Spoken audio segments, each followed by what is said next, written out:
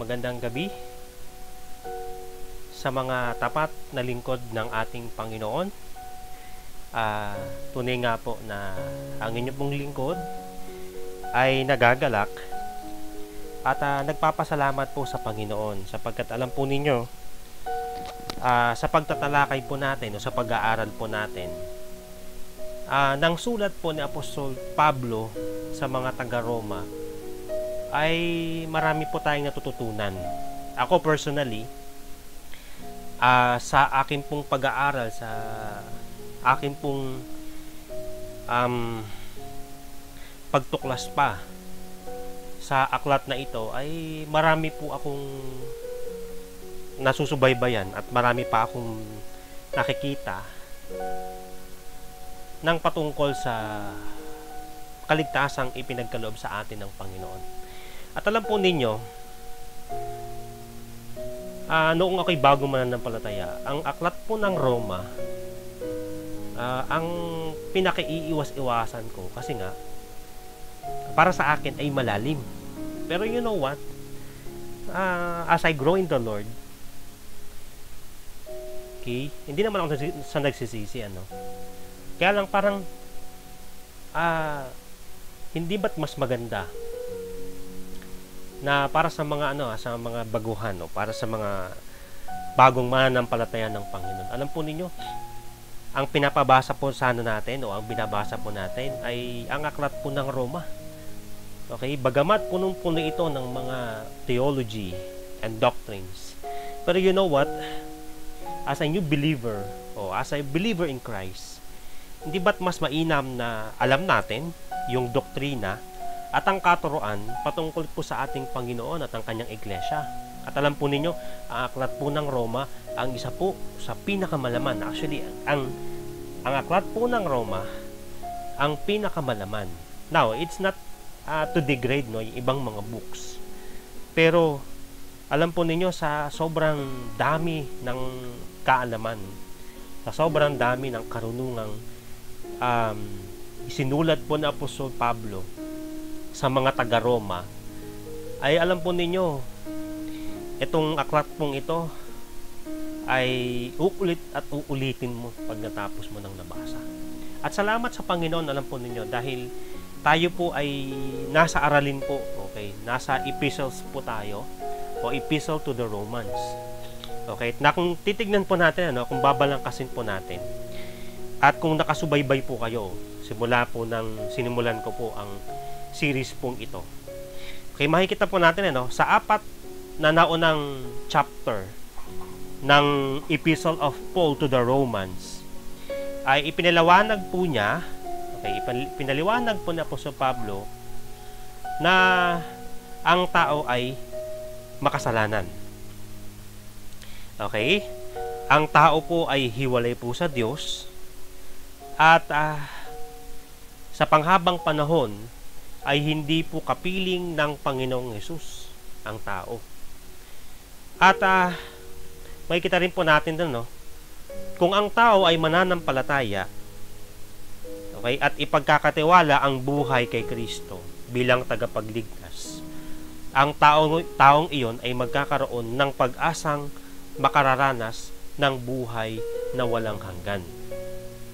Na bagamat mamamatay physically, pero po mabubuhay magpakailanman kasama po ng Panginoon.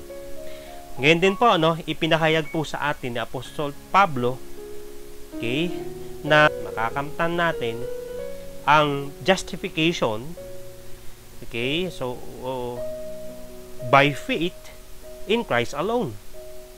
Na doon nakita natin hindi po tatanggapin ng Panginoon hindi tatanggapin ng Diyos ang mga mabubuting gawa. Okay, yung mga rituals po natin, okay, yung mga religious rituals, at kung ano-ano pang mga bagay na ginagawa natin para maging maayos tayo sa Diyos. So, ginagawa natin ang mga bagay na ito, okay, we're hoping na magiging okay tayo sa Diyos. And last week, okay, ay diniscuss po natin yung benefits of justification. Na doon, nakita natin na maraming mga tulong sa atin, o mga benepisyo po sa atin, yung justification na tinanggap natin mula po sa Diyos.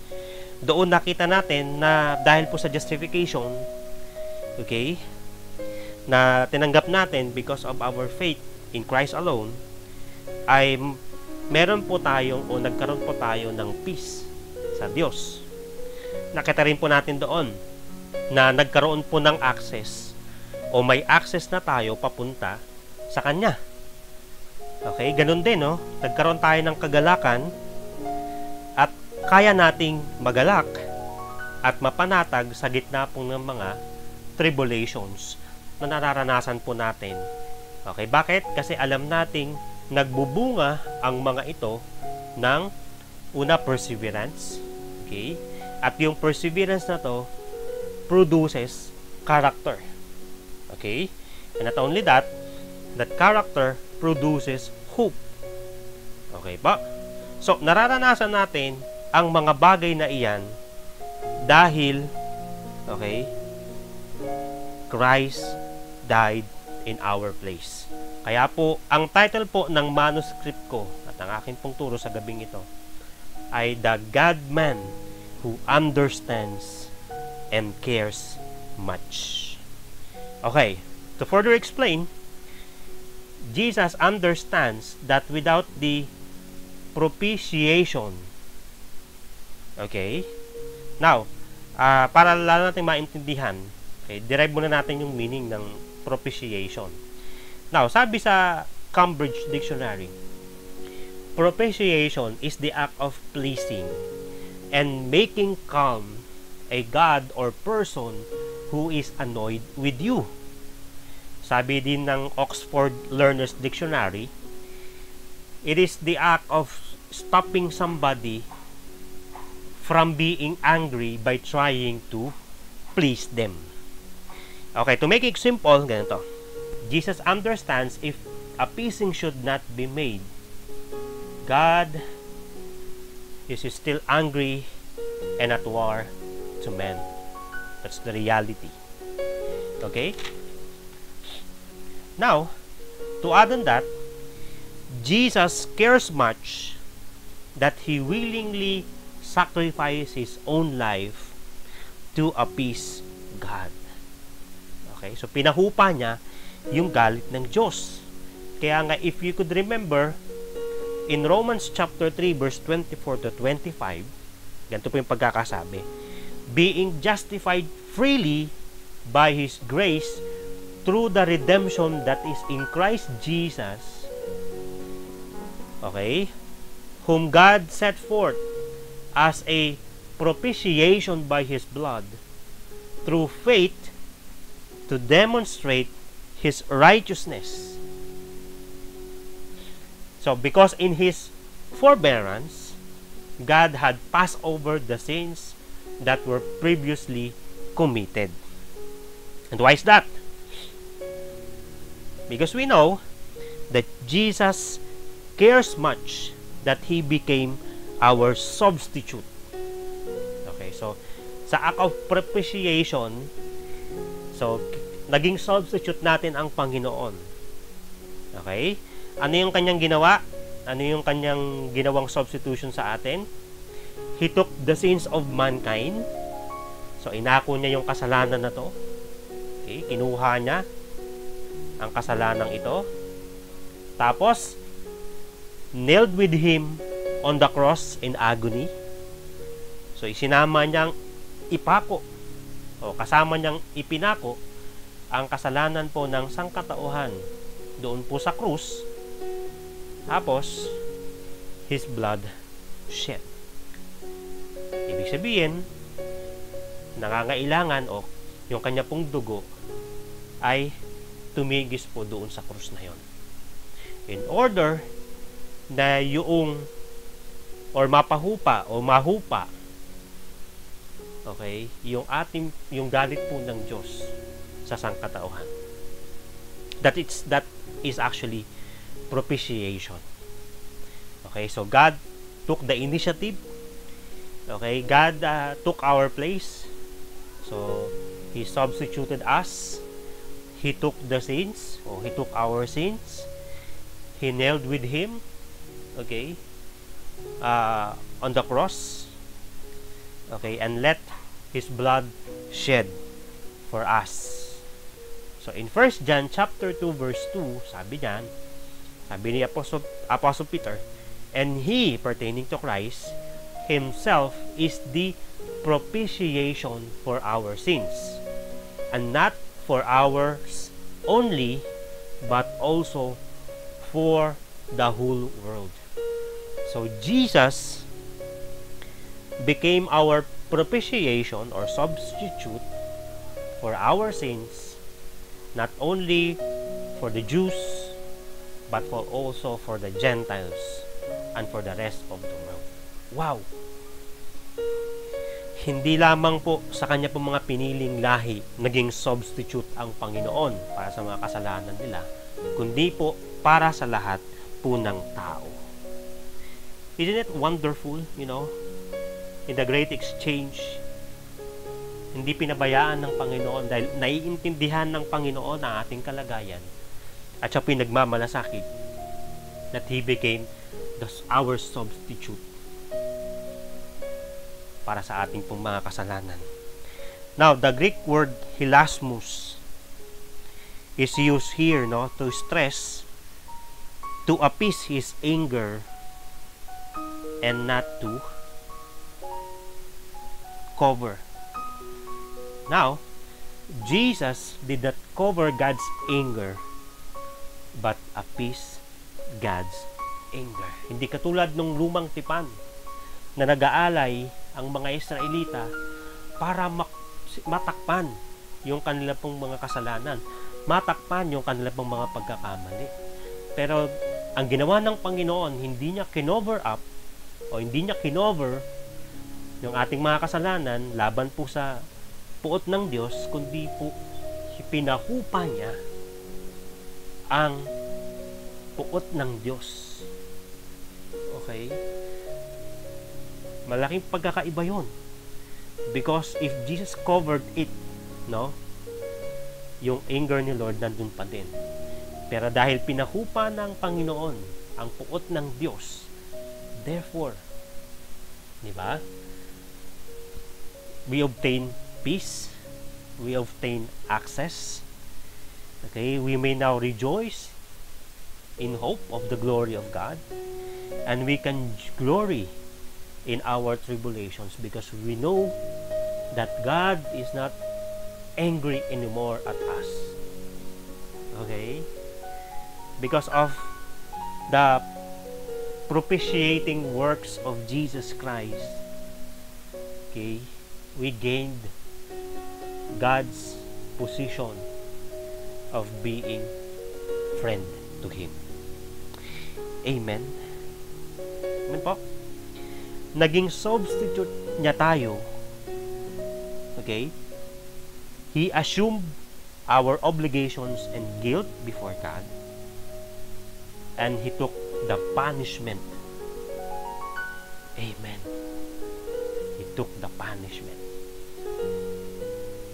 And praise God because of that work. Okay? God is not angry at us anymore. Sabi nga ni J.I. Packer sa kanya pong book, Knowing God, sabi diyan, in paganism, man propitiates his gods, and religion becomes a form of commercialism, and indeed of bribery. Okay? Pero in Christianity, sabi niya, in Christianity, however, God propitiates His wrath by His own action. Napansin niya, sabi niya, siya rin mismo yung gumawa ng paraan na, okay, para humupa yung kanyang puot at yung kanyang galit. So, magitan ng magitan nino pala, sorry. Sabi niya, He set forth Jesus Christ, says Paul, to be the propitiation of our sins. Amen? Thank God. Thank God. Sabi pa ni John Calvin, as he quote Augustine, Our being reconciled by the death of Christ must not be understood as if the Son reconciled us. Okay, so in order that the Father, then hating, might begin to love us. Okay, hindi daw para mamahal tayo ng Panginoon. Kundi ang sabi niya, but that we were reconciled to Him already, loving though at enmity with us because of sin. To the truth of both propositions, we have the attestation of the Apostle Paul. Okay, which is, in Romans chapter 5, verse 8, sabi niyan, God commendeth His love toward us, in that while we were yet sinners, Christ died for us. Hindi niya inantay na maging okay ang tao, nor hahantayin ng tao na maging okay, kasi kailanman ang tao hindi magiging okay. Pero ang ginawa ng Panginoon, nung tayo po'y makasalanan pa, ibig sabihin, nung tayo po ay walang kakayahan, namatay si Kristo para sa atin. He took the initiative, mga kapatid. He took the initiative. Sabi pa niya, therefore, He had this love toward us even when exercising enmity towards Him. So kahit na nakakagawa pa rin tayo ng mga bagay na hindi nakalulugod sa Kanya, we were the workers of iniquity. So accordingly, in a manner wondrous and divine, He loved even when He hated us. O, paano nangyari yun? He loved us even when He hated us. Ano yun? Pabago-bago ba? Hindi. Hindi po ganon. Because Jesus is the propitiation for us. Okay? Ito po. Pakinggan nyo. His love won and appeased anger. Tinanggap ng Diyos ang mga sakripisyo ni Kristo at dahil dyan, okay, ang nangingibabaw po sa Diyos ay ang Kanya pong pagmamahal dahil po sa ginawa ni Kristo. When we sin, it is not the sin kaya nakikita ng Diyos, kundi po yung ginawa ni Kristo ang nakikita po sa atin. It is the substitutional work of Christ. Okay, ang nakita ng Diyos, ang nakikita ng Diyos. At dahil po yung nakikita niya, minamahal niya si Kristo. At dahil minamahal niya si Kristo, minamahal niya ang sinumang nagsuko ng kanyang buhay. At tinanggap ng Diyos ang sinumang lumalapit at tumanggap sa ating Panginoon.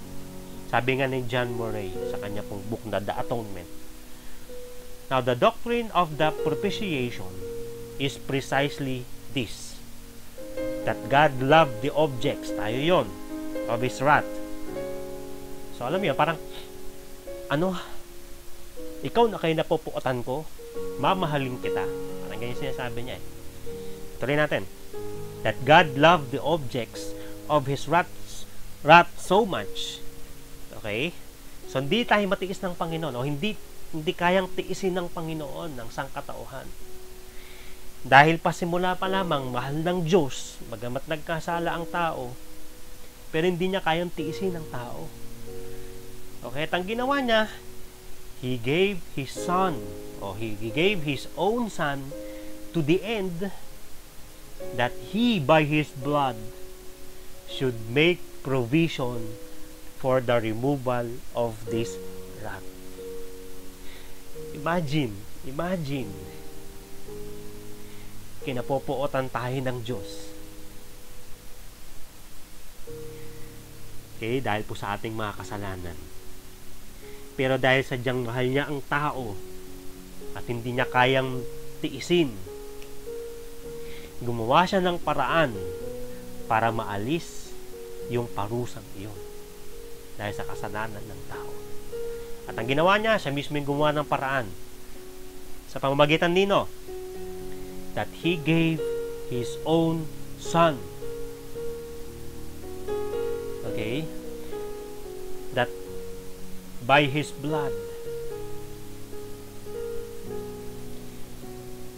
that wrath removed. Amen. Amen. And praise God. Bakit? We have Jesus who understands and cares us that much.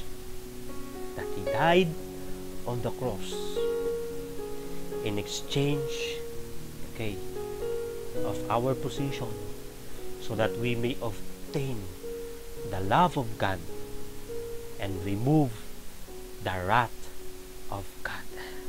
And I will end with this story. Merong general na nag-utos na sa sino mang mahuhuling magnakaw ng pagkain ay parurusahan ng 50 lashes.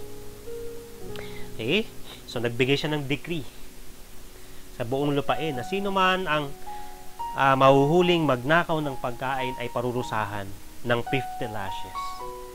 So isang araw, habang ang kanya pong mga tauhan ay abala, ay nakahuli po sila ng isang babae na nagnanakaw ng pagkain. Ang babae ay dinala sa liwasan para makita ng lahat. Okay, nung hinirap siya sa general, nagulat yung general. Okay? Kasi yung babaeng iyon na nahuli ay yung kanya pong ina. So eto na. Dahil sa pagmamahal niya sa kanyang ina at ayaw niyang masaktan, so naninimbang siya ngayon, syempre.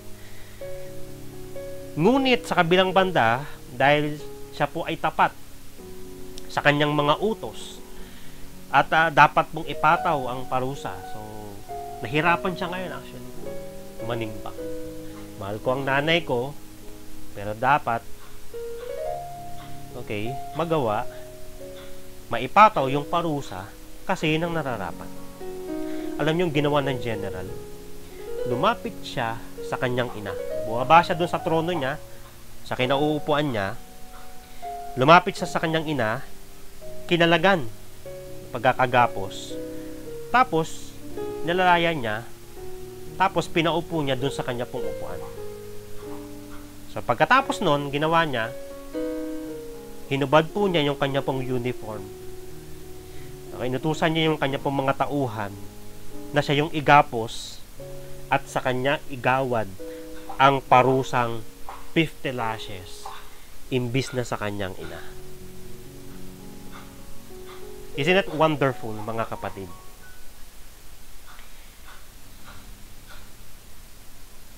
Na instead, tayo po yung tumanggap ng kaparusahang tinamo ng Panginoong Hesus. Yung mga hagupit,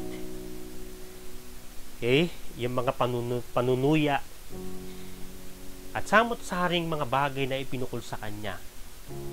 At ang malala, tayo dapat ang kailangang mamatay dahil po sa ating mga kasalanan. Pero anong ginawa ng Panginoon? Sabi niya sa atin, ako na ang tatanggap ng lahat ng yan. Nanaog siya sa lupa at sa tamang panahon nagbata siya para sa ating mga kasalanan. Kailangan niyang gawin yon para humupa ang galit ng Diyos sa akin, sa iyo, at sa ating lahat. Ang tawag dyan, the doctrine of propitiation. That Jesus Christ became our substitute to appease the anger and the wrath of God para po sa atin. Tayo po lahat ay manalangin. Mga kapatid, alam ng Panginoon ang sitwasyon natin. Alam niya ang bawat detalye ng mga bagay na ating pong pinagdadaanan. Sa maniwala ka sa hindi, mahal niya tayo at nagmamalasakit po siya sa atin. At kung may mga pinangangambahan tayong sitwasyon na akala natin hindi natin malalampasan, alalahanin mong naintindihan ka ng Panginoon at sa iyong mga nararamdaman at nais kanyang tulungan. May pasanin at kabigatan man tayo o wala, lumapit tayo sa Panginoon. Dahil ang Panginoon nagmamahal at nagmamalasakit po sa atin. Lilingapin niya tayo at tutulungan niya tayo, katulad po ng kanya pong ginawang sakripisyo, masolusyonan lamang ang pinakamalaking problema natin.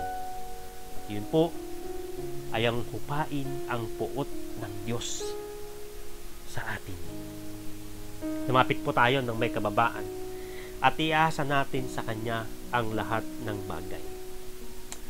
Panginoon, You became our propitiation.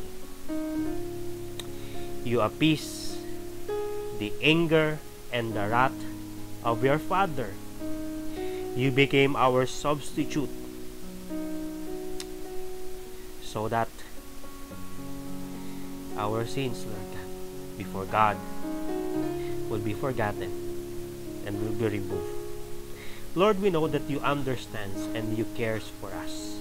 So I pray that since we obtained the forgiveness of God, may I pray that You gave us the boldness to depend on You alone. That everything in our lives must depend to Your will, so that we have peace in our hearts, and those troubles will brought hope in Christ alone, because You already, God, remove the anger and the wrath of God in our lives. The moment that we receive You, Lord God, You bring redemption. You brought us justification. And now, Lord God, sinasanctify Mo kami. Kaya po, Lord, I pray that everyone who receive Christ must understand this act of propitiation. Salamat ng marami, Panginoon. Pagpalain Mo kami. Pagpalain Mo po ang bawat isa. Ito po ang aking pong samot panalangin. In Christ Jesus. Amen. Amen at amen. Salamat. Salamat po sa pakikinig. Salamat po sa panunood. At nawa, ang katotohanan pong ito'y lagi po nawang umibabaw at lagi po nawang maintindihan po natin that God became our substitute to remove the wrath of God. God bless po and good evening.